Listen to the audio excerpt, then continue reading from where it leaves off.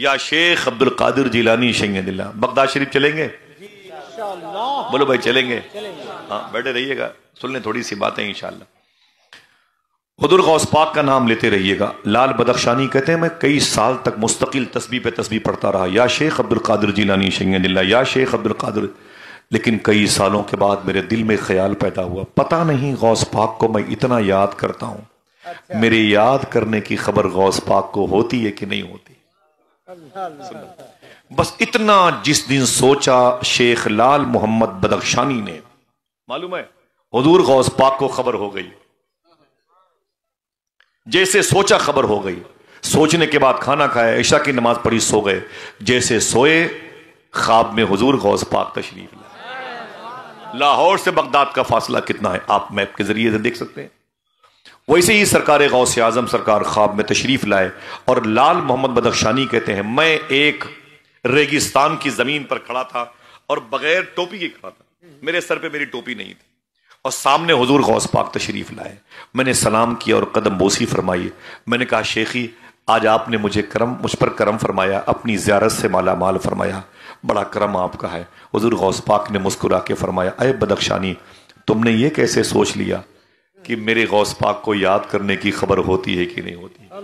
دیکھنا کتنے لوگ سبحان اللہ کہتے ہیں، سن بدخشانی جب تک میں تجھے یاد نہیں کرتا تو مجھے یاد نہیں کرتا ہے۔ کیا بات ہے، سبحان اللہ سبحان اللہ، واہ واہ، نعرہ تکبیر، نعرہ رسالت، فیضان غوث اعظم، مسلک اعلی حضرت، بزم غوث اعظم، غلامان غوث اعظم۔ جب تک میں تجھے یاد نہیں کرتا کوئی مجھے یاد نہیں کر سکتا۔ سن تو ریگستان میں ننگے سر کھڑا ہے، مجھے تیرے اس ننگے سر کھڑے ہونے کی بھی خبر ہے۔ سننا صاحبو، آپ بیٹھیں گے، آئیں گے، جائیں گے، سوئیں گے، گھر جا کے آرام کریں گے، لیکن پھر بھی اتنا یاد رہے کہ آپ پر غوث پاک کی نظر ہے۔ آپ اتنے خوش قسمت ہیں کہ آپ غوث پاک کی نگاہ میں ہیں، آپ کو حضور غوث پاک دیکھ رہے ہیں۔ بدخشانی کہتے ہیں مجھ سے میرے شیخ عبد القادر غوث پاک نے فرمایا سن بدخشانی تو ننگے سر کھڑا تھا نا ریگستان میں، تو مجھے اس کی بھی خبر ہو گئی، اسی لیے تجھے تیرے ننگے سر کو دیکھ کر کے بغداد شریف سے تیرے لیے امامہ شریف لایا، لے امامہ شریف۔ اتنا کہا حضور غوث پاک نے بڑھایا امامہ شریف، جیسے ہاتھ بڑھایا آنکھ کھل گئی، آنکھ کھل گئی تو کیا دیکھا، نہ حضور غوث پاک سامنے تھے نہ امامہ شریف، لیکن پورا گھر مہک رہا تھا، گھر خوشبودار تھا۔ میں نے شکر کے سجدے ادا کیے۔ فجر کی نماز کے بعد میرے پیر نے مجھے بلایا، خواب میں کون تھا؟ بدخشانی۔ بدخشانی نے کس کو دیکھا تھا؟ حضور غوث پاک کو۔ کس کو؟ حضور، یہ دو تھے، تیسرا کوئی نہیں تھا۔ دیکھنے والے خواب بدخشانی، دیکھا تھا غوث پاک کو، تیسرا کوئی نہیں تھا۔ جب صبح کو پیر مرشد شیخ ابو المعالی قادری نے بلایا بدخشانی ادھر آؤ، جب بدخشانی اپنے پیر کی بارگاہ میں گئے، دیکھنا کتنے لوگ سبحان اللہ کہتے ہیں۔ بدخشانی کے پیر ابو المعالی فرماتے ہیں بدخشانی مبارک ہو، رات میں غوث پاک کی زیارت کر لیے، مبارک ہو غوث پاک کی زیارت کر لیے۔ بولے حضور آپ کو بھی خبر ہے؟ آپ کو بھی خبر ہے؟ بولے بالکل خبر ہے۔ یہ بتا تجھے غوث پاک نے کیا دیا؟ بولے دیا کیا، یہ بڑی بات ہے کہ زیارت کرا دے۔ بولے کوئی تحفہ دیا؟ بولے ہاں ایک امامہ شریف دے رہے تھے۔ بولے پھر؟ بولے کیا بتاؤں، میری آنکھ کھل گئی، وہ جیسے ہاتھ بڑھایا میری آنکھ کھل گئی۔ تو بدخشانی کے پیر ابو المعالی قادری مسکرائے اور اپنے رکھی ہوئی زمین سے وہ امامہ شریف اٹھایا اور فرمایا یہی وہ امامہ شریف تھا نا؟ کہا ہاں۔ کہا یہ امامہ شریف غوث پاک مجھے دے کے گئے ہیں، کہا اپنے مرید بدخشانی کو امامہ شریف دے دینا ہے۔ اللہ اکبر اللہ اکبر، میرے شیخ کو اتنی خبر ہے۔ آپ یہاں پر بیٹھے، کون کون بولتا ہے، کون غوث پاک کے نام پہ مچلتا ہے، یہ ماں بہنیں کس ارادے کے ساتھ بیٹھی ہوئی ہیں، خدا کی قسم سب خبر غوث پاک کو ہے، سب خبر غوث پاک کو ہے۔ سبحان اللہ۔ چلیں گے بغداد شریف؟ ہاتھوں کو اٹھا کے بولو، اونچی بولو۔ کون سے لگائیں گے نعرے؟ لبیک یا غوث اعظم۔ کون سے؟ میرے ساتھ، میں ابھی آیا ہوں بغداد شریف سے، ابھی 2-3 مہینہ پہلے بھی گیا تھا سیدنا شیخ میں، تو میرے ساتھ 4 ہندو بھائی گئے تھے، ہندو مذہب کے 4 لوگ گئے تھے، 2 پنجاب کے پنجابی تھے اور 2 ہزاری باغ علاقے کے تھے، سمجھ رہے ہیں، غیر مسلم تھے، ہندو بھائی تھے۔ ان میں سے ایک اجے بھائی کے والد تھے، وہ جب غوث پاک کی بارگاہ سے نکلے تو میں نے ان سے کہا، بڑے بھائی وہ 60-65 سال کے تھے ہندو، مذہب کے تھے، تو میں نے کہا کہ یہ بتائیں کہ میرے غوث پاک کا روضہ آپ کو کیسا لگا؟ میں نے ان سے پوچھا، سننا صاحبو، میں نے کہا میرے شیخ کا روضہ کیسے لگا؟ تو معلوم ہے کیا بولے؟ بولے آصف بھائی جیسے میں اندر گیا غوث پاک کے روضے پر میں نے سلام کیا، پھر وہ کہتے ہیں میں نے غوث پاک کی جالی شریف پکڑ لی اور میں نے کہا یا شیخ عبد القادر جیلانی، مجھے نہیں پتا میں کیوں پیدا ہوا ہوں۔ دیکھنا کتنے لوگ سبحان اللہ کہتے ہیں، مجھے نہیں پتا میں کیوں پیدا ہوا ہوں، زمین پر کیوں آیا ہوں، مجھے اس کا علم نہیں، لیکن آج میں نے آپ کے دربار کو دیکھا ہے، بس دل سے آواز آئی بس آپ ہی کو دیکھنے کے لیے پیدا ہوا تھا۔ اللہ اللہ، میرے امام نے کیا کہا؟ لگتا ہے تصور میں حساسیت کی شاعری ہے، استعاراتی زبان ہے۔ جب میرے امام نے اس قسم کی باتیں سوچی ہوں گی، بدعقیدوں کے اقوال جو ہے بد سوچے ہوں گے، تو معلوم ہے قلم کو میرے امام نے ڈائری پہ رکھ دیا ہوگا، داہنے ہاتھ کی ہتھیلی کو اپنی پیشانی پر مارا ہوگا 100 سال پہلے، اور کہا ہوگا ستم کوری وہابی رافضی کی کہ ہندو تک تیرا قائل ہے یا غوث۔ اللہ کا شکر ہے، اگر آپ کو کوئی دوست غیر مسلم بیمار ہو، کوئی پریشانیاں ہو، تو اس سے کہا کرو کہ غوث پاک کا نام لیا کرو، انشاءاللہ بولے اللہ اسے بھی غوث پاک کے نام لینے کا اجر عطا فرمائے گا، انشاءاللہ کہہ دیں۔ سرکار غوث اعظم کے ابو کی عمر تھی، جوانی کی، شادی نہیں ہوئی، ان کا نام تھا شیخ موسیٰ جنگی دوست۔ اگر کوئی پوچھے آپ سے کہ غوث پاک کے ابو کا نام کیا تھا، کیا بتائیں گے؟ آواز نہیں آئی بھائی سب کی؟ شیخ موسیٰ جنگی دوست، اونچی بولے، شیخ، برکت کے لیے بولو شیخ۔ ان کے ابو کا نام تھا شیخ عبداللہ، وہ بیٹے تھے شیخ یحییٰ زاہد جیلانی کے، وہ شیخ محمد جیلانی کے، وہی سلسلہ موسیٰ الجون عبداللہ محض سے ہوتا ہوا امام حسن تک پہنچا ہے، سمجھ رہے ہیں؟ حضور غوث پاک کے ابو کا نام تھا شیخ موسیٰ جنگی دوست۔ میں نے ان کی مزار شریف پر حاضری دی ہے، ایران میں پہاڑی پر۔ وہ شادی نہیں ہوئی تھی اور بغداد شریف جیلان میں ٹہل رہے تھے۔ بڑی مشہور بات ہے، سن لیں ریورس کر کے، آسان سمیٹ کر بات آگے بڑھاؤں گا۔ ایک نہر ہے، نہر جیلان میں، جس میں بہتا ہوا سیب جا رہا تھا۔ دل پہ ہاتھ رکھ کے بتائیں کہ قریب جتنے علماء کرام ہیں یہ بات سب نے بتائی ہے آپ کو کہ غوث پاک کے ابو نے بہتا ہوا سیب کھا لیا تھا۔ پتا ہے آپ کو؟ پتا ہے ماشاءاللہ، بس اسی پر رہیں آپ۔ ایک بہتا ہوا سیب کھا لیا تو دل میں احساس ہوا کہ بغیر پوچھے یہ چیز ہم نے استعمال کر لی۔ ہمارے یہاں کیا ہے، لوگ چل رہے ہیں تو مونگ پھلی اٹھا کے کھا لیں گے، جامن اٹھا کے کھا لیں گے، نمک پارا اٹھا کے کھا لیں گے، سمجھ رہے ہیں آپ؟ یہ غلط ہے، شریعت کے خلاف، یہ شریعت کے خلاف ہے۔ سرکار تیغ علی شاہ رحمۃ اللہ تعالی علیہ کی بارگاہ میں پرسوں تھا، ادھر نرسوں اٹاسی کے قریب آگے تھا، دانا پور پٹنہ میں، معلوم ہے سفر پہ اپنے مرید کے ہاں گئے تھے، اپنے مرید سے فرمایا تھا میرے لیے وضو کا پانی لاؤ اور میرے گھوڑے کے لیے چارہ لاؤ۔ آپ نے وضو کیا، 2 رکعت نماز پڑھی، مرید آئے، بولے حضور گھوڑا بیمار پڑ گیا، زمین پر لوٹ رہا ہے، منہ سے گندا پانی نکلتا ہے۔ تیغ علی شاہ سرکار فرماتے ہیں، سرکاہی شریف مظفر پور پٹنہ میں ہے، مظفر پور ضلع بہار میں۔ فرماتے ہیں کیا ہوا؟ کہ حضور آپ کا گھوڑا بیمار پڑ گیا، زمین پہ لوٹ پوٹ رہا ہے۔ تیغ علی شاہ سرکار دوڑ کے گئے، دیکھا تو گھوڑے کے منہ سے گندا پانی آ رہا تھا۔ آپ نے پیٹھ پر ہاتھ رکھا اور کہا اے میرے مولا، میرے گھوڑے کو شفا عطا فرما، یہ میرا بہت پرانا ساتھی ہے، میرے ساتھ سفر میں رہتا ہے، بڑی بڑی مشکل وادیوں کو طے کراتا ہے، اے میرے مولا میرے اس گھوڑے کو شفا عطا فرما۔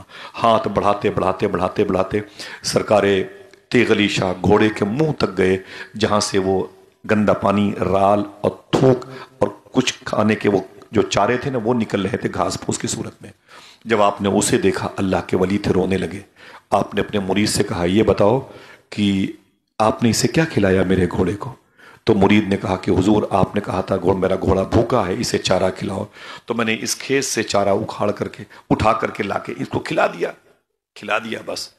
تو تیغ علی شاہ نے ایک جملہ کہا، صحیح بتانا، دل پہ ہاتھ رکھ کے وہ کھیت کس کا ہے؟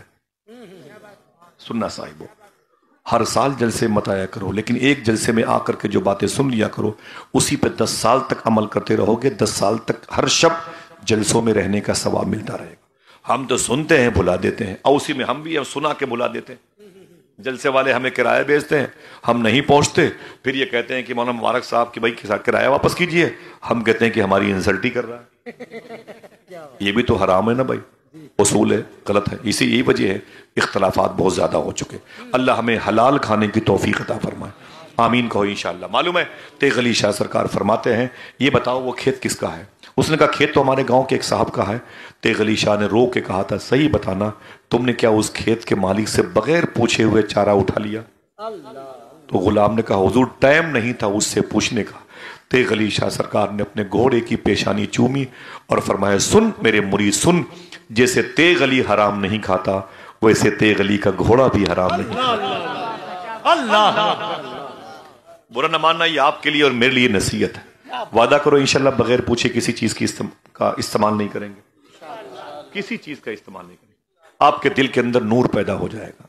آپ کے اندر نمازوں کی کمی نہیں. ٹھیک ہے محنت کرتے ہیں، تلاوتیں ماں بہنیں کرتی ہیں، لیکن جو اس کا فیض ہے وہ اس کے نہ ملنے کی وجہ یہ ہے کہ ہمارا بلڈ اچھا کھانا، اچھا خون، اچھی غذاؤں سے دور ہے. یہ بنیاد ہے. ٹھیک ہے سنیں آپ، حضور غوث پاک کے ابو نے اس ندی سے نہر ندی ہے چھوٹی سی، وہ پہاڑوں سے آتی ہے. میں نے اس ندی میں وضو کیا ہے ماشاءاللہ. جیلان میں ہے وہ، بہت دور ہے، وہ بہت دور ہے. میں نے اس میں وضو کیا ہے جس میں غوث پاک کے ابو نے بہتا ہوا سیب کھایا تھا. تو سرکار غوث پاک کے ابو نے کھا لیا. سیب تو ان کا تھا نہیں. بچے بولیں سیب تو ان کا تھا نہیں بھائی. ہاں پتہ نہیں کہاں سے بہتا ہوا آ رہا تھا. جب سیب کھا لیا تو ڈر پیدا ہوا اللہ کا. ہم کیا کرتے ہیں 30,000 کے قربانی کے بکرے کے لائیں گے بکرے، روز سیلفی لے کر کے بیٹے کے ساتھ، بیوی کے ساتھ، بیٹیوں اس کی تصویر بھیجتے رہتے ہیں. یہ 30,000 کا بکرا ہے، کہیں اللہ لکھا ہے کہیں محمد لکھا ہے، ہم اسی میں رہتے ہیں. یہ دیکھو یہ لکھا ہے، کچھ بھی سوچ لیا ٹھیک ہے، اپنی نیتوں پر موقوف ہے. اور پتہ چلا کہ 10 دن تک اسے ہم دوسروں کے پیڑ پتوں کی شاخیں اور پتیاں اسے کھلاتے رہتے ہیں. پھر بعد میں حضور غوث پاک کے نام اسے ذبح کر دیتے ہیں. سراسر اسے منع ہے، شریعت نے اس کی اجازت نہیں دی ہے. صاحبو سمجھ جاؤ، اگر بچوں کو آوارہ پن سے بچانا چاہتے ہو تو جل سے نہیں بچا پائیں گے. جل سے صرف بتائیں گے. انہیں بچا پانے کے لیے ایک ٹیکنیک ہے، دسترخوان پہ حلال نوالے رکھو. ہم نہیں بچا پائیں گے، صاف بات ہے، یہ نہیں بچا پائیں گے، ایک دم صاف بات ہے. بچیوں کی آوارگی ان کے دسترس میں نہیں، ان کے بس میں نہیں کہ یہ بچا لیں گے. انہیں صرف حلال خون بچا پائے گا. اور یہ ہماری اور آپ کی ذمہ داری ہے کہ اپنے بچوں کو حلال کھلائیں انشاءاللہ. غوث پاک کے ابو نے بہتا ہوا سیب کھایا تھا. 12 سال پنالٹی دینی پڑی. ایک سیب کی باغ میں باغبانی کرنی پڑی. 12 سال. جرم کیا تھا؟ سیب کھایا تھا. جرم کیا تھا؟ ایک سیب توڑا تھا، ٹھیلے پہ لے کے بھاگ گئے تھے، چورا لیا تھا غوث پاک کے ابو نے. پھر بہتا ہوا. میں نے ایک درویش سے پوچھا الہ آباد میں، اگر غوث پاک کے ابو اس بہتے ہوئے سیب کو نہ کھاتے، سیب سڑ جاتا. اللہ کی بڑی نعمت ہے، غوث پاک کے ابو نے اسے سڑنے سے بچا لیا. یہ جرم کون سا ہے؟ یہ پنالٹی لگا دی شیخ سومئی، عبداللہ سومئی، غوث پاک کے نانا نے. نہ نہیں معاف کروں گا، تو نے میرا سیب کھایا ہے، تجھے 12 سال تک میرے باغ میں کھیتی کرنی، اس میں اس کو سینچنا پڑے گا، اس کے نشو و نما کی فکر کرنی پڑے گی. نہیں چھوڑا 12 سال تک. میں نے کہا غوث پاک کے ابو کا اتنا بڑا جرم نہیں ہے جتنی بڑی سزا ہے. صاحبوں، میری بہنوں اور میری بیٹیوں اور ان بزرگوں کی موجودگی میں ایک بات کہتا ہوں.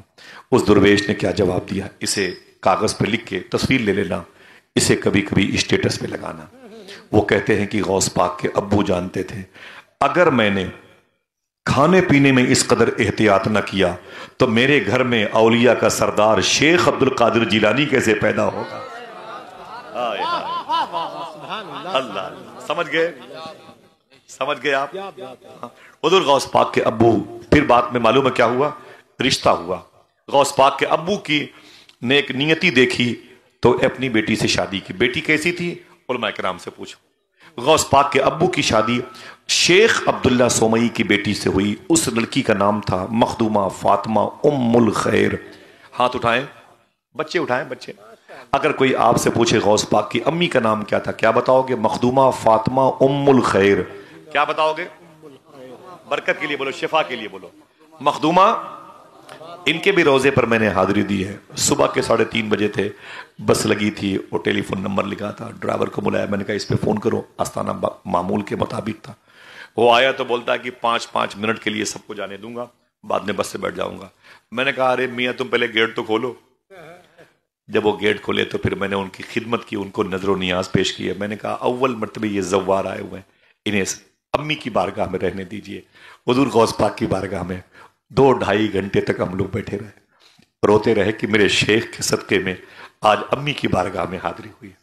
जिस लड़की ने कभी किसी गैर मर्द को नहीं देखा, जिसके कानों ने कभी बेफहश बातें नहीं सुनी, जिसकी जबान पर कभी गाली नहीं आई, जिसके हाथों से कभी किसी गरीब को तकलीफ नहीं पहुंची, जिसके कदम कभी गुनाहों की तरफ नहीं गए, वो गौस पाक की माँ है। अल्लाह उनकी माँ का फैज अता फरमाए। और आपके घर में अगर माँ हो तो माँ से मोहब्बत किया करें, इंशाअल्लाह। बोले दिल से, बोले दिल से बोले। बड़े जालिम हैं लोग, मुझसे कहते हैं कि मुआशरे की इस्लाह की बात करो और फिर जाके अपने माँ बाप से नफरतें करते हैं। आज का आलम मालूम क्या है? बड़े वाले बेटी की बारात आई है। जब उससे कहा जाता है तेरी माँ कहाँ है, तो वो कहता है कि माँ कमीनी हो गई है। अपनी माँ के बारे में बोलता है माँ कमीनी हो गई। बोले बाप वो तो सटिया गया है, वो छोटे वाले जो भाई है ना, बेटा उसका उसी के बहकावे में आ गई है मेरी माँ। वो कमीनी, मैं मौत जिंदगी का मेरा साथ छूट गया। सगी बेटी की बारात आने वाली है, अपनी माँ को दावत नहीं दी। दोस्त कहते हैं यार पागल हो गया, बुला ले माँ को। तो दिल पे पत्थर बांध के जाएगा, अम्मा से कहेगा चलो बारात आने वाली है। माँ रोने लगती है, आंख से आंसू निकलते हैं, टूटे हुए चश्मों के शीशे पर जाते हैं। वही आंसू वही शीशों को साफ करने का सबब बनते हैं। फटा हुआ दुपट्टा है, एक लाठी उठाती है, टूटी हुई चप्पलें पहन के माँ पीछे पीछे पीछे पीछे अपने बड़े वाले बेटे के घर में आती है। बहू ने देखा तो घूर करके देखा, पोती ने देखा तो उसे नाराज हो गई, फिर आ गई बूढ़ी मेरे घर। बाप ने कहा सब्र करो अभी चली जाएगी। माँ बैठ गई आंगन में, उसे सोफे पर बैठने के लिए किसी ने नहीं कहा। माँ है माँ, उसे बेड पर बैठने के लिए किसी ने नहीं कहा। जमीन पर बैठी, वहां जहां पर गरीब औरतें प्लेट धुला करती, जहां प्लेटें धुला करती ना औरतें बैठ के, वहीं पर माँ बैठी है, वहीं पर माँ बैठी है। 2-3 घंटे बैठी थी, जब तक दिल कहा बैठी रही। जो आता उसे गरीब और यतीम बच्चों की माँ समझ के एक ठोकर मारता था। इधर से उधर होती रही।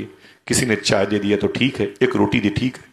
माँ ने रोते हुए अपनी लाठी उठाई, अपने घर वापस आ गई। वापस तो आ गई, लेकिन मुसल्ला बिछा करके उसने अपने हाथों को उठा के कहा, ऐ मेरे मौला, ये मेरा बेटा है, मैंने इसे खून पसीने से पाला है। ये मुझसे मोहब्बत नहीं करता तो क्या हुआ, मैं तो इससे मोहब्बत करती हूं। माफ कर दे मेरे बेटे को। और मेरी दुआ है कि आज मेरे बेटे की इज्जत का भरम बाकी रखना, कोई बाराती भूखा ना जाए। खाने में इतनी बरकतें देना, मां को भूख लगी है लेकिन बाप की इज्जत, बेटे की इज्जत की कहां है।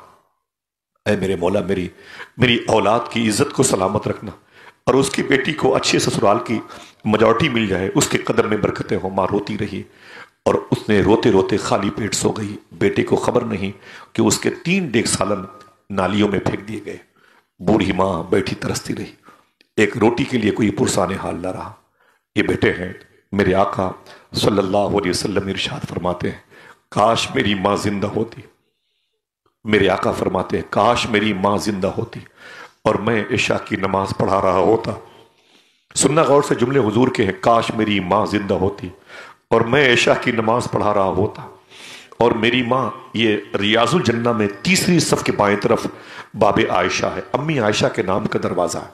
मेरे आका फरमाते हैं, काश मेरी माँ जिंदा होती, मैं इशा की नमाज पढ़ा रहा होता और मेरी माँ उसी दरवाजे के पास खड़ी होकर बोलती, बेटे मोहम्मद इधर आओ। तो मेरे आका फरमाते, मैं नीयत तोड़ करके अपनी माँ से लिपट जाता। काश मेरी माँ जिंदा होती। हमने माँ को अपनी ज्योतियों पे रखा है। माँ जैसी अजीम नेमत। सरकार महबूब इलाही फरमाते हैं, जब तक मेरी माँ जिंदा थी, उनकी माँ का नाम था मखदुमा जुलेखा, उनको अपने वक्त की राबिया बसरी कहा जाता है। दिल्ली की अचनी शरीफ में आराम कर रही हैं, जहां पर शेख शहाबुद्दीन उमर शाह सोहरवर्दी, जिनको हुजूर गौस पाक ने बगदाद का बादशाह बनाया है, उनकी 2 बेटियां आराम कर रही हैं। करीब में शेख नजीबुद्दीन मुतवक्कल चिश्ती, बाबा फरीद गंज शकर पाकपट्टन लाहौर के सगे भाई, इतने बड़े बुजुर्ग हैं, एक कदम में वो 1500 किलोमीटर का सफर तय करते थे। वो अजीम शान बुजुर्ग लेटे हुए हैं, वहीं पर महबूब इलाही की माँ लेटी हुई हैं। महबूब इलाही फरमाते हैं, जब तक मेरी माँ जिंदा थी मेरा कोई काम रुका नहीं। जब तक मेरी माँ जिंदा थी मेरा कोई काम रुका नहीं। फिर कहते हैं, माँ के इंतकाल के बाद भी नहीं रुका। کوئی کام انتقال کے بعد بھی نہیں رکا. لوگوں نے پوچھا کہ ماں کے انتقال کے بعد کیسے آپ کا کام ہوتا تھا؟ آپ فرماتے محبوب الہی فرماتے میں اپنی ماں کی قبر پہ جاتا تھا, قبر کے قریب بیٹھ کے اپنے ہاتھوں کو اٹھا کے دعا کرتا تھا, قبر کے نیچے میری ماں آمین کہتی تھی, میرا کام بن جایا کرتا. اقبال دانش الہ آبادی نے کہا تھا ساتھ لیتا جا سفر میں کام آئے گا تیرے, ماں کا ایک لفظ دعا مشکل کشا ہو جائے. ذرا ہاتھ اٹھا کے بتائیں کتنے لوگوں کی ماں زندہ ہے؟ بولے اے اللہ تیرا شکر ہے. پھر سے بولے, پھر سے بولے. بہت بڑی نعمت ہے یہ جو آپ دیکھ رہے ہیں ان کی بہاریں, ان کی آواز کی یہ جو چاشنی باقی ہے نا, یہ علماء کرام کا جو بھرم بچا ہے, قلیل تنخواہوں پہ اپنی راتوں کو حضور کی محفلوں میں بغیر کسی مفاد کے گزارتے ہیں. یہ سب ماں کی دعا کا بھرم. رب کعبہ کی قسم آپ کے گھروں میں وہ گھر اجڑ جائیں گے تیسری نسل میں جس گھر میں ماں کو تکلیف دی جاتی ہے. وعدہ کرو اپنی ماں کا ہاتھ چوم کے کہیں بھی جائیں گے نکلیں گے انشاءاللہ. انشاءاللہ بولے. ماں کو کبھی تکلیف نہ پہنچانا انشاءاللہ بولے. معلوم ہے ایک ڈیلیوری کے وقت تکلیف کتنی ہوتی ہے؟ ڈاکٹر سائنس کے لوگوں کو کہنا ہے ایک ماں جب اپنے بچے کو جنتی ہے نا, اس وقت ماں کو جو درد ہوتا ہے, اگر وہ درد 60 یا 70 مردوں کو بانٹ دیا جائے تو ہو سکتا ہے یہ مرد مر بھی سکتے ہیں. ڈیلیوری میں اتنی تکلیف ماں کو ہوتی ہے, لیکن تم مسکراتے ہوئے پیدا ہوئے, وہ اپنی تکلیف بھول گئی. اس نے تمہیں دیکھا میرا بچہ مسکرا رہا ہے, وہ بھی مسکرانے لگی. اس کا جسم ٹوٹ چکا ہے, بلیڈنگ کی وجہ سے جسم کی طاقت باقی نہ رہی, لیکن تمہاری زندگی میں اس نے اپنی زندگی بچا کے رکھی. حضور غوث پاک کے بیٹے شیخ بشیر گیلانی بغداد شریف میں حیات سے ہیں. میری دعا ہے کہ میرے ان بھائیوں کو اور آپ سب کو ان کی زیارت نصیب ہو جائے. میں ان کے گھر پہ گیا ہوں, مجھ سے بولے آصف, میں نے کہا نام شیخی, بولے کہ کورونا وائرس کے دور میں میری ساری بچیاں جو ہے وائرس کے شکار تھیں. سید بھائی بولے وائرس کے شکار تھیں, سب بیمار پڑ گئی, آکسیجن کی کمی تھی, موتیں بہت ہو رہی تھیں, اور میرے گھر سے 10 کلومیٹر کے فاصلے پر حضور غوث پاک کی بارگاہ ہے, میں جا نہیں سکتا تھا, لاک ڈاؤن سخت تھا بغداد میں بھی جیسے انڈیا میں تھا. شیخ بشیر کہتے ہیں آصف میں پریشان ہو گیا, بچوں کی دوا بھی نہیں ملتی تھی, جینے کی بھی امید نہیں, مرنے کی پوزیشن پہ بچے تھے, میں کہاں جاتا, میرے ساری بچے بیمار پڑ گئے. میں جب تھک گیا اب میں سمجھ گیا کہ میں ہار گیا, اب کسی کام کا نہ رہا, اب میری بچیاں نہیں بچیں گی. تو میری ماں بوڑھی بستر پہ تھی, میں نے اپنی بوڑھی ماں کو بستر سے اٹھایا اور اٹھا کر کے اسے ایک کرسی پہ بٹھایا, اور بٹھانے کے بعد اس کے دونوں پاؤں کے نیچے میں نے بالٹی رکھی, ٹپ رکھا پلاسٹک کا, اور پھر ایک لوٹا پانی منگوایا. منگوانے کے بعد میں نے اپنی دونوں ماں کے پیر دھلے, اور دھلنے کے بعد پانی جو ہے نا پورا اسی بالٹی میں رکھا, پھر ماں کے پیر کو ہٹایا, اس بالٹی میں جو پانی تھا ماں کے پیروں کا دھون اسے کنارے کیا, گلاس منگوایا. میں نے اپنی بچیوں سے اور بچوں سے کہا لائن سے بیٹھ جاؤ, سننا صاحب شاید کوئی بات دل پہ لگ جائے. میں نے کہا بیٹھ جاؤ لائن سے. میرے بچے لائن سے بیٹھ گئے. پھر میں اسی بالٹی سے اپنی ماں کے پیروں کا دھون گلاس میں نکالتا جاتا تھا اور اپنی بچیوں کو اپنے بچوں کو دیتا جاتا تھا, اور کہتا تھا کہ پی لو پی لو, کسی اور وجہ سے تمہیں موت آ سکتی ہے لیکن کورونا کی وجہ سے تمہیں موت اب نہیں آ سکتی ہے, اس لیے کہ تمہیں میں نے اپنی ماں کے پیروں کا دھون پلا دیا. یہ ماں ہوتی ہے. کیا کہا میرے آقا نے, کاش میری ماں زندہ ہوتی, کاش میری ماں زندہ ہوتی. جن کی مائیں ہیں پھر سے اٹھائیں اپنے ہاتھوں کو, بولے اے اللہ تیرا شکر ہے, ماں سے محبت کیا کرو انشاءاللہ. دل سے بولیں ماں کا ادب کیا کرو, کہیں بھی جائیے گا تو ماں کا ہاتھ چوم کے جائیے گا انشاءاللہ. بولیں دل سے بولیں انشاءاللہ, ٹھیک ہے. اور جن کے ماں باپ ان ماں کا انتقال ہو گیا وہ اپنے ہاتھ اٹھائیں, اللہ کی مرضی ہے اس میں بھی شامل ہوں. جزاک اللہ جزاک اللہ. اٹھائیں, دعا کریں اللہ ہم سب کی ماؤں کی مغفرت فرمائے, حضور کی امی جان کے صدقے میں, سیدنا شیخ کی امی جان کے صدقے میں, آمین کہہ دو انشاءاللہ. ماں کی قبروں پہ جایا کرو انشاءاللہ. بولے انشاءاللہ.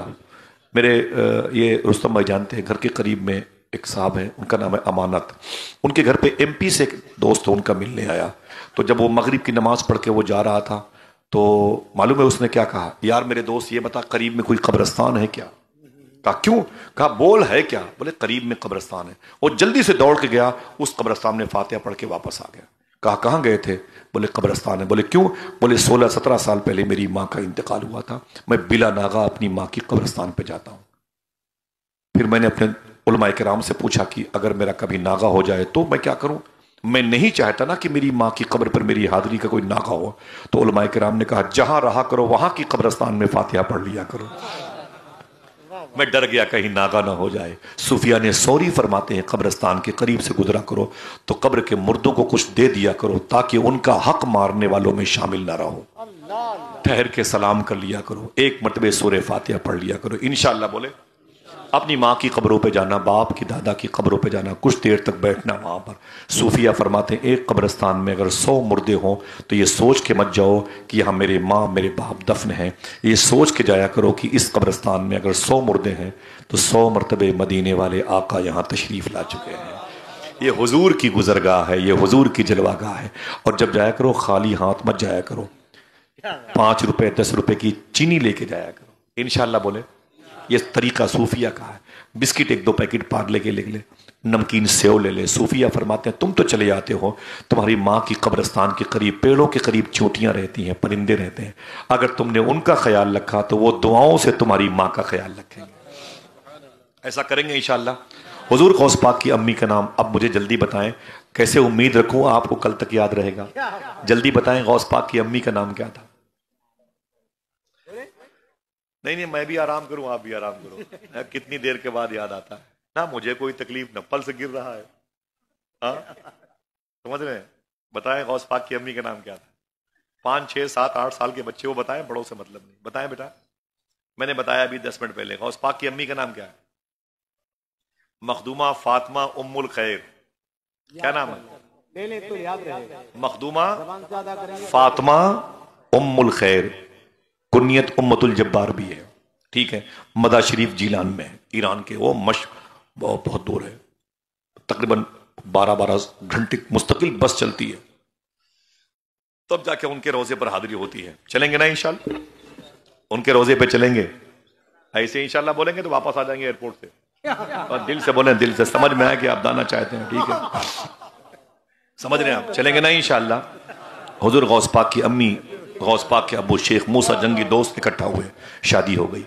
25 سال عمر, 30 سال 35 ہو گئی, 40 45 55 50 55 59 59 سال غوث پاک کی امی کی عمر ہو گئی. 59 کتنی؟ 59 سال. ابھی ان کے گھر میں کوئی اولاد نہیں پیدا ہوئی. میری بہنوں سننا, حضور غوث پاک کی امی کی عمر جب 59 سال کی ہو گئی تب تک ان کے گھر میں کوئی اولاد نہیں پیدا ہوئی. ٹھیک ہے. جب ان کی امی کی عمر 60 سال کی ہوئی اس وقت ان کے گھر میں پہلی بہار بن کے شیخ عبد القادر جیلانی پیدا ہوئے. اور یہ بلاد فارس کا بیلٹ ہے. یہ زمین فلاں ضلع میں آتی ہے, یہ زمین فلاں ضلع میں آتی ہے, یہ زمین یو پی میں ہے, یہ زمین ہریانہ میں ہے, یہ زمین بہار میں ہے. ایسے ہی غوث پاک کا پیدائش جو شہر ہے جیلان وہ بلاد فارس میں آتا ہے. فارس یہ عجم میں آتا ہے, عرب کا حصہ نہیں ہے. سائنس کہتی ہے کہ عرب کی عورتیں اگر 65 سال کی بھی ہو جائیں تو بچوں کو پیدا کر سکتی ہیں, لیکن غیر عرب کی عورتیں, ہمارے اور آپ کے ملک کی عورتیں 60 سال کی ہو جائیں گی تو بچے نہیں پیدا کر سکتی. وہ اسٹیمنا ان کے اندر ہوتا نہیں ہے. بقیہ رب چاہے تو وہ تو میاں بیوی کا بھی محتاج نہیں. بغیر ماں باپ کے اس نے آدم علیہ السلام کو پیدا کیا. غوث پاک کی امی کی عمر جب 60 سال کی ہوئی تب حضور غوث پاک پیدا ہوئے. سبحان اللہ کہہ دو, اونچی بولے ماشاءاللہ. حضور سرکار غوث اعظم رضی اللہ تعالیٰ عنہ کی آمد ہوئی. میرے آقا سیدنا شیخ عبد القادر, ایک بات کا اشارہ کرنے کا مجھے حکم تھا. وہ سن لیں, جب 4 سال عمر ہوئی غوث پاک کی نا تو دروازے پر بیٹھے ہوئے تھے. سنیں بچے, جب 4 سال کی عمر ہوئی تو غوث پاک دروازے پر بیٹھے تھے. ایک فقیر گزرا, اس نے کہا السلام علیکم یا شیخ عبد القادر جیلانی. غوث پاک فرماتے ہیں وعلیکم السلام ورحمۃ اللہ, وعلیکم السلام ورحمۃ اللہ. اس فقیر نے کہا یا شیخ میں نے آپ سے 1 مرتبہ سلام کیا اور آپ نے, بولو بھائی, اور آپ نے 2 مرتبہ جواب دیا. غوث پاک فرماتے ہیں بات یہ ہے کہ تم 5 سال پہلے بھی ادھر سے گزرے تھے, اس وقت بھی تم نے سلام کیا تھا. اس وقت میں اپنی ماں کے پیٹ میں تھا. تیرے سلام کو میری ماں نے نہیں سنا, لیکن میں تیرے سلام کو اپنی ماں کے پیٹ میں سن رہا تھا. میں نے سوچا میں جواب دوں گا تو میری ماں ڈر جائے گی. آج میں نے 2 مرتبہ جواب دے کے پچھلا حساب چکا دیا ہوں. یہ سیدنا شیخ عبد القادر جیلانی کی شان. اللہ اکبر. 18 سال کے ہوئے غوث پاک. بڑی باتیں جیلان کی ہیں, پوری تقریر ختم ہو جائے جیلان اگر میں آپ کو جیلان میں رکھوں تو 18 سال کی عمر میں غوث پاک نے اپنی ماں سے کہا، اے میری ماں، میں تعلیم حاصل کرنے کی نیت سے بغداد شریف جانا چاہتا ہوں۔ امی نے کہا، جا میرے بیٹے، تو میری خدمت کے لیے نہیں پیدا ہوا، تو اپنے دادا کے دین کی خدمت کے لیے پیدا ہوا۔ سرکار غوث اعظم فرماتے، مجھے میری ماں نے ایک وظیفہ بتایا تھا جو آپ کو یاد ہوگا، اس وظیفے کو پڑھ کر میں نکلا تو میری ماں رونے لگی۔ میری ماں نے مجھ سے کہا، اے میرے بیٹے عبد القادر، یہ میری اور تیری آخری ملاقات ہے۔ کوئی ماں ایسی ہے جو اپنے بیٹے کو بھیج سکتی ہے؟ غوث پاک کی ماں کہتی، میرے بیٹے یہ میری اور تیری آخری ملاقات ہے، اس کے بعد بجسم ملاقات مجھ سے تجھ سے نہیں ہوگی، جا تجھے میں نے اللہ اس کے رسول کے حوالے کیا۔ اس کے بعد غوث پاک کی ماں نے کیا کہا بتا دوں؟ آپ اپنے بچوں سے نہیں کہتے بیٹا اس میں دیسی گھی کا پراٹھا ہے، کسی کو دینا نہیں، میرے بیٹے یہ موزہ خراب نہ ہونے پائے، یہ ٹائی خراب نہ ہونے پائے، میرے بیٹے جغرافیہ میں محنت کرنا، انگلش میں محنت کرنا، میتھ میں محنت کرنا، جنرل نالج میں تو ٹاپ کر لے۔ صوفیہ کہتے ہیں کبھی کبھی یہ مائیں اپنے بچوں سے کہا کرے، اے میرے بیٹے سچ بولنے میں بھی ٹاپ کر لے، حلال کھانے میں ٹاپ کر لے۔ آپ نہیں کہیں گے تو پھر کون کہے گا؟ غوث پاک کی ماں نے کہا میرے بیٹے ہمیشہ سچ بولنا۔ جب غوث پاک نکلے جیلان سے تو قریب میں ایک شہر تھا جسے ہمدان کہتے ہیں۔ ہمدان، شیخ یوسف ہمدانی اسی شہر کے بزرگ تھے۔ یہاں کی زمین میں کیچڑ بہت ہے، یہیں پر احمد بدوی ڈاکوؤں کا سردار تھا، 59 ڈاکوؤں کا سردار احمد بدوی۔ غوث پاک نے سچ بولا، سچ بولنے کی وجہ سے 60 ڈاکوؤں کو اللہ نے توبہ کی توفیق عطا فرمائی۔ حضور غوث پاک سرکار بغداد شہر میں آ گئے۔ محلے کا نام تھا باب العزج، اب اس ایریے کو باب الشیخ کہتے ہیں۔ قریب میں ایک راستہ ہے جسے شار سراج کہتے ہیں، ایک گلی ہے جسے سوق الکفاح کہتے ہیں، قریب میں مرقد امام غزالی ہے، قریب میں مرقد شیخ صالح بندنیجی ہے، اور قریب میں شیخ ابو خبرہ ہندی کے روضہ مطہر ہے، اور آپ آگے جائیں گے تو مرقد امام خولانی کا روضہ مبارکہ ہے۔ 1 کلومیٹر کے فاصلے پر نہر دجلہ ہے، دجلہ کراس کریں گے تو وہاں کا بدیش منترالے ہے، سامنے وزارت الخارجیہ کے وزارت صالحیہ کا بورڈ لگا ہوا ہے۔ دائیں طرف چلے جائیں گے تو آپ کو شیخ جنید بغدادی کا روضہ ملے گا، شیخ معروف کرخی کا روضہ ملے گا۔ پورے بغداد میں بزرگوں کی مزارات مبارکہ ہے۔ ابھی وقت نہیں ہے، سرکار غوث اعظم 18 سال کی عمر میں بغداد آئے، اور رات کا وقت تھا جب بغداد میں آپ میں داخل ہوئے۔ رات بھر سردی میں ٹھٹورتے رہے غوث پاک، اور اس کے بعد صبح کو کلاس میں داخل ہوئے۔ اسکول کے جو محدث تھے ان کا نام تھا شیخ حماد دباس، ان کے اسکول میں سب سے پیچھے بیٹھ گئے غوث پاک۔ 18 سال کی عمر میں آج پہلی مرتبہ کلاس جوائن کیا ہے۔ حضور غوث پاک جیسے بیٹھے پیچھے، ویسے ہی غوث پاک سرکار کے استاذ نے کہا، اے میرے بچوں سنو، ابھی جو بچہ اندر آیا ہے اس کو باہر کر دو۔ طلبہ کرام اٹھے اور غوث پاک کا بازو پکڑ کے غوث پاک کو باہر کر دیا کلاس روم سے۔ غوث پاک باہر گئے، حدیث مصطفیٰ کی تاثیر نے پھر کھینچ لیا، پھر اندر آ گئے۔ جب سرکار غوث اعظم اندر آئے تو پھر استاذ حماد دباس نے کہا وہ پھر آ گیا، اسے پھر باہر کرو۔ سرکار غوث اعظم کو پھر باہر کر دیا گیا، پھر باہر گئے، پھر تھوڑی دیر کے بعد اندر آ گئے۔ جب تیسری مرتبہ اندر آئے نا تو بچوں نے پھر غوث پاک کو باہر کرنا چاہا، تو شیخ حماد دباس نے کہا نا نا نا نا نا نا، اس بچے کو میرے پاس لاؤ، اس لڑکے کو میرے پاس لاؤ۔ حضور غوث پاک کو شیخ حماد دباس نے قریب بلایا اور بلا کے پوچھا تیرا نام کیا ہے؟ کہا عبد القادر۔ کہاں کے ہو؟ کہا جیلان کے۔ ایران کے ہو؟ ہاں ایران جیلان کا ہو۔ یہاں کیا کرنے آئے ہو؟ کہا تعلیم حاصل کرنے آیا ہوں، آپ کی درسگاہ میں بیٹھ کر کے آپ کے فیض کو حاصل کرنا چاہتا ہوں۔ حضور غوث پاک کی پیشانی چومی حماد دباس نے اور اپنے بچوں سے کہا تم کیا سمجھتے ہو یہ بچہ پڑھنے کے لائق نہیں ہے؟ سنو، میں تو اس کے صبر کا امتحان لے رہا تھا اور بار بار اسے باہر کر رہا تھا ان کی، تاکہ تمہاری توجہ اس پر ہو جائے۔ پھر حضور غوث پاک کی پیشانی چومی، غوث پاک کو سینے سے لگایا اور ایک جملہ کہا، اے بیٹے عبد القادر، آج میرا دور ہے۔ ایک ایسا دور آنے والا ہے بغداد کا جب اللہ کے حکم سے تو اعلان کرے گا قدمی ہادہی الی رقبۃ کل ولی اللہ، میرا یہ قدم تمام اولیاء کی گردن پر ہے۔ تب شیخ حماد دباس نے اپنی داڑھی پکڑی اور فرمایا سن عبد القادر، جب تیرا دور آئے تو اس بوڑھے کو بھولنا نہیں۔ اتنا کہا غوث پاک نے 7 سال تک اس ادارے میں تعلیم حاصل کی جس کا نام ہے جامعہ نظامیہ۔ غوث پاک نے جس مدرسے میں تعلیم حاصل کی اس کا نام ہے جامعہ نظامیہ، اس ادارے کا نام ہے جامعہ نظامیہ۔ کیا نام ہے؟ سب بولے اس مدرسے کی اہمیت معلوم ہے؟ کیا فرمایا غوث پاک نے؟ اس مدرسے کے قریب سے گزرنے والا آدمی، قریب سے گزرنے والا آدمی بڑا سے بڑا بھی گنہگار ہوگا تو اللہ اس کے عذاب میں کمی کر دے گا۔ قریب سے گزرنے والے کی یہ قسمت اتنی بلند ہوتی ہے. سیدنا شیخ نے فرمایا 7 سال تک غوث پاک نے اس ادارے میں تعلیم حاصل کی. پھر وہاں سے تقریباً 40 کلومیٹر کا فاصلہ طے کیا جسے مدائن کہتے ہیں، جہاں سرکار سلمان فارسی کی مداح شریف ہے. آپ ان کے بارے میں نہیں جانتے، اگر جانتے ہوتے تو آپ کو رسیوں میں باندھ دیا جاتا تب بھی سبحان اللہ کہتے. یہ وہ صحابی ہیں جن کے بارے میں حضور نے فرمایا تھا جنت والے دنیا والے جنت کو ڈھونڈتے ہیں، جنت میرے سلمان فارسی کو ڈھونڈتی ہے. ان کے قریب میں حضور کے سب سے پرائیویٹ صحابی حذیفہ یمانی لیٹے ہوئے ہیں. قریب میں امام طاہر، امام جعفر صادق کے بھائی، امام باقر کے بیٹے، امام زین العابدین کے پوتے، امام موسیٰ کاظم کے ابو، امام علی رضا کے دادا، امام محمد جواد تقی کے پردادا کے سگے بھائی امام جعفر صادق کے بھائی امام طاہر لیٹے ہوئے ہیں. ان کے قریب میں جناب جابر انصاری کے بیٹے عبداللہ انصاری لیٹے ہوئے ہیں. وہیں پہ قریب میں ایک جنگل ہے، جنگل کے سامنے کسرا کا محل ہے، جو محل حضور کی پیدائش پہ جس کی دیواریں پھٹ گئی تھی. قریب میں نہر دجلہ ہے.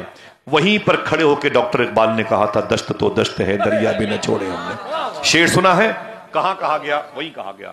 یہ اسی زمین پر یہ سلمان فارسی کا روزہ ہے. غوث پاک نے اسی جنگل میں